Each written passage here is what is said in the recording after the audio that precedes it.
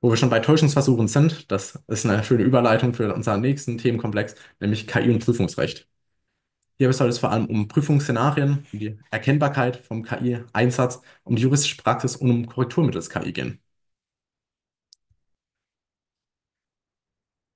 Hinsichtlich der Prüfungsszenarien können wir zunächst einmal festhalten, dass es ganz unterschiedliche Einsatzmöglichkeiten von KI gibt. Zum Beispiel bei herkömmlichen Klausuren, also wirklich klassisch Stift und Papier, vielleicht auch noch im Hörsaal mit Aufsichtspersonen, gibt es kaum Regelungen, wie dort zu verfahren ist. Wahrscheinlich auch, weil es einfach kaum Einsatzmöglichkeiten von KI gibt, weil ich eben durchaus nicht mein Handy einfach bei mir habe oder mein Laptop, um schnell auf ChatGPT zurückzugreifen. Es gibt aber insgesamt auch ganz unterschiedliche Regelungen hinsichtlich der KI-Nutzung bei Prüfungen, häufiger eher dann bei Hausarbeiten. Zum Beispiel die Fernuni Hagen meint, dass es nicht vorausgesetzt werden kann, auf ChatGPT zurückzugreifen, weil eben das Account-Anlegen nicht verlangt werden kann und auch nicht gewährleistet werden kann, dass es durchgehend sicher erreichbar ist. Die Uni Mannheim meint hingegen, dass zum Beispiel vor Aufruf von ChatGPT bei Prüfungen Studierende abklären sollen, ob die Verwendung für die jeweilige Prüfung erlaubt ist. Es bietet sich also durchaus an, den Studierenden von Seiten der Hochschule Informationen mit an die Hand zu geben, um da der Rechtssicherheit oder um Rechtsunsicherheit vor allem vorzubeugen. Was sie aber auch entwickelt hat, sind innovative Prüfungsformate, nämlich KI-integrierende Prüfungen. Während zum Beispiel diese herkömmlichen Klausuren ohne wirkliche Einsatzmöglichkeit von ChatGPT oder KI-Systemen generell als KI-robust bezeichnet werden können oder KI-robuster, haben wir auch die Möglichkeit, KI in unsere Prüfungen zu integrieren. Zum Beispiel als Prüfungsinstrument wie eine Veranstaltung, nämlich eine Tracking-Olympiade, wo es um KI-Frameworks ging und quasi eine Implementation eines Trackers mittels KI-Tools. Man kann sich aber auch überlegen, ob man nicht denn didaktisch KI mal zum Prüfungsgegenstand macht, wie an der Uni Hohenheim in einem ChatGPT-Projekt, wo nämlich die KI, also ChatGPT, experimentell untersucht wurde mit verschiedenen Prompts und Antworten und diese Antworten dann auch kritisch reflektiert wurden.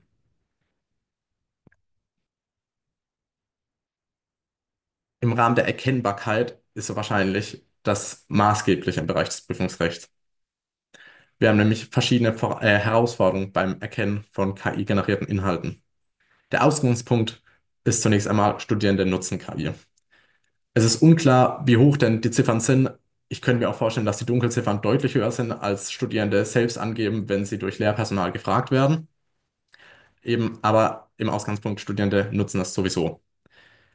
Die erste maßgebliche Herausforderung ist, dass Erkennungssysteme wirklich extrem schwanken in der Genauigkeit bei der Erkennung.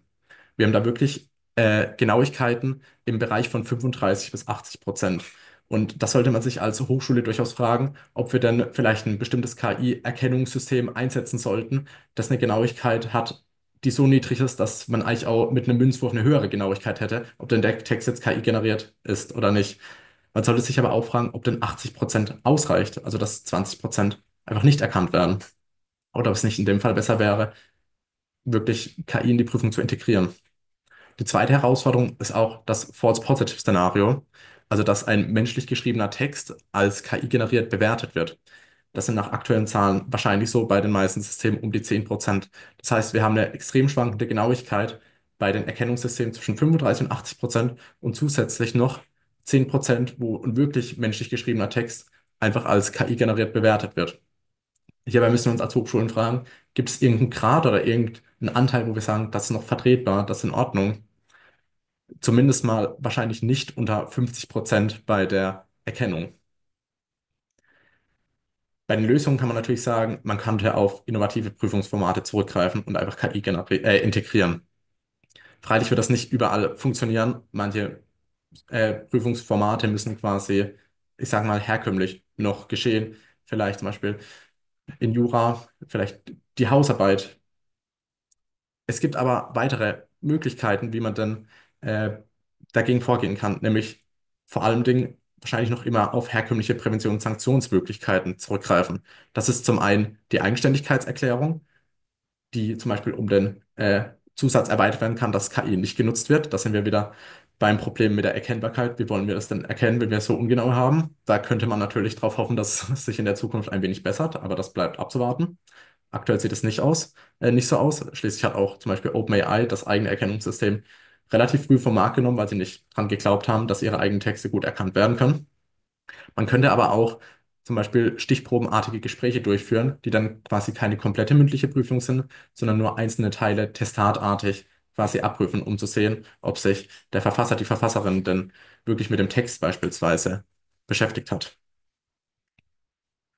Im Rahmen der juristischen Praxis würde ich ganz gern international einsteigen. Und zwar mit einem Blick auf das Vereinigte Königreich 2020. Dort gab es nämlich auch ein sehr schöner Wikipedia-Artikel, die United Kingdom School Exam Grading Controversy. Ich vereinfache mal den Sachverhalt ganz extrem. Es ging darum, die Corona-Pandemie war 2020 ungefähr auf dem Höhepunkt, als die A-Levels und die GCSE geschrieben werden sollten. Und man hat sich gefragt, was machen wir nun? Schreiben wir sie eventuell dann quasi auch mit extrem viel Abstand oder haben wir nicht vielleicht eine andere Lösung? Und tatsächlich wurde zuerst eine andere Lösung gefunden. Und zwar, man sieht es links schon, die A-Level-Grades wurden durch Artificial Intelligence. Ob das jetzt wirklich unter den Begriff der KI-Verordnung so drunter fällt, war ich zu bezweifeln, oder ob es nicht eher ein Algorithmus ist. Aber es gibt durchaus Personen in der Literatur, in der Rechtsliteratur, die von einem KI-System hier ausgehen, das dadurch festgelegt wurde. Das heißt, wir haben den Schülern und Schülerinnen quasi ihre Endnoten durch eine KI vorgegeben. Das wurde gemacht, um quasi einer sogenannten Grade Inflation zu bekämpfen, weil man Angst hatte, dass die Noten zu gut wären. Was passiert ist, ist, dass die Noten deutlich schlechter wurden als von den Lehrern. Das wurde nämlich parallel gemacht, vorgegeben. Und vor allem aber auch, hier hat man auch schon, was Jana vorhin erwähnt hat, einen Bias entdeckt. Und zwar, dass staatliche Schulen zum Beispiel im Vergleich zu privaten Schulen tendenziell wesentlich niedriger bepunktet wurde, als man mal einen Vergleich gemacht hat. Das Ganze wurde im Endeffekt dann auch zurückgenommen und es wurde auf Teacher Predictions, also Bewertung durch die Lehrer aufgrund vergangener Leistungen, quasi die Note festgelegt. Und hier hatten wir dann als Ergebnis auch extrem viele Rücktritte bei den maßgeblichen Behörden und aber auch viele Klagen. Wir haben inzwischen aber auch nationale Fälle und zwei davon möchte ich vorstellen. Zum einen eine Entscheidung im Einrechtsschutz des VG München, wo ein Student laut Ansicht des Gerichts einen zu guten Bewerbungsessay abgegeben hat. Da wird wirklich im Sachverhalt auch teilweise von Perfektion gesprochen. Wir haben hier vor allem beweisrechtliche Probleme. Und zwar geht es da wieder um dieses Erkennen, wie können wir denn konkret sagen, dass KI benutzt wurde.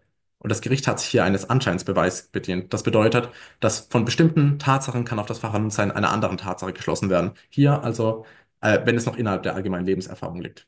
Hier ist es dann beispielsweise, der Aufsatz ist zu gut, er muss KI generiert gewesen sein. Und diese Entscheidung würde in der Rechtsliteratur wirklich eigentlich umfassend kritisch bewertet. Also, soweit ich es erblicke, gibt es eigentlich keine positive Stimme zu diesem Urteil, weil hier eben das Problem ist, was ist denn allgemeine Lebenserfahrung in diesem Bereich, wenn es eigentlich der Präzedenzfall ist? Auf welche Erfahrung greifen wir hier zurück? Eine zweite Entscheidung ist noch das Handyverbot im Philosophieseminar, habe ich es mal genannt. Und zwar ging es um ein Philosophieseminar, wo der Kompetenzerwerb darin lag, dass man philosophische Begriffe durch einen Diskurs definiert. Dabei hat ein Professor Handys und generell auch digitale Endgeräte, also auch Tablets und Laptops, verboten, weil er meinte, dass diesen Kompetenzerwerb im Seminar unmöglich macht. Hier wurde dann Lehrfreiheit und die nicht verfassungsrechtlich geschützten Interessen der Studierenden miteinander abgewogen, und zwar zugunsten der Lehrfreiheit des Professors, sodass das Handyverbot tatsächlich Bestand hatte. Zum letzten Bereich im Prüfungsrecht, nämlich der Korrektur mittels KI. Zunächst einmal muss man sagen, dass es im Anhang 3 Einstufungen als Hochrisiko-KI-Systeme existieren. Und zwar unter anderem KI-Systeme, die bestimmungsgemäß für die Bewertung von Lernergebnissen, ich verkürze ein wenig, oder für die Feststellung der Zulassung zur Einrichtung der allgemeinen Bildung verwendet werden sollen. Insbesondere fragt ist das bei Custom GPTs, wo wir durchaus diesen bestimmungsgemäßen Zweck selbst definieren können. Außerdem haben wir noch die Möglichkeit in Artikel 6 Absatz 3, also der Artikel 6 ist hier maßgeblich, dass hier Ausnahmen noch existieren. Allerdings ist insbesondere diese Reichweite ungeklärt und laut der aktuellen Rechtsliteratur sind die extrem restriktiv auszulegen, sodass man hier wirklich sehr vorsichtig sein sollte. Jana hat es vorhin schon am Beispiel des Berufungsverfahrens erläutert. Auch hier gilt, dass sie grundsätzlich eine automatisierte Entscheidung im Einzelfall bereits wegen der DSGVO wegen Artikel 22 unzulässig ist. Das heißt, wir können nicht nur einfach die ganze Arbeit in ChatGPT geben, auf Generiere mir mein Votum klicken und das Votum einfach wieder in Moodle oder in Ilias hochladen. Wenn wir das Ganze zusammenfassen, können wir sagen, Bei den Prüfungsszenarien haben wir zum einen KI-robuste und KI-integrierende Prüfungen. Das Erkennen ist schwierig, vor allem aufgrund der starken Schwankungen verschiedener KI-Erkennungssysteme und angesichts des doch existierenden False Positives-Anteil solcher KI-Erkennungssysteme. Wir haben sowohl internationale als auch nationale Klagen inzwischen erlebt, leider aber noch keine nationalen Hauptsacheentscheidungen, sodass wir noch nicht wirklich mit absoluter Rechtssicherheit sagen können, wie es denn nun vielleicht in zukünftigen Fällen hinsichtlich der Verwendung des Anscheinsbeweis in so einer Sache aussieht. Im Rahmen der Korrektur, wie gerade schon erwähnt, verbietet die DSGVO grundsätzlich bereits vollständig automatisierte Entscheidungen. Nach der KI-Verordnung ist es außerdem auch kritisch, inwiefern denn beispielsweise hierfür dann Custom-GPTs genutzt werden können, insbesondere weil dann die Ausnahmen nach Artikel 6 Absatz 3 doch noch sehr unklar sind, insbesondere die Reichweite dieser.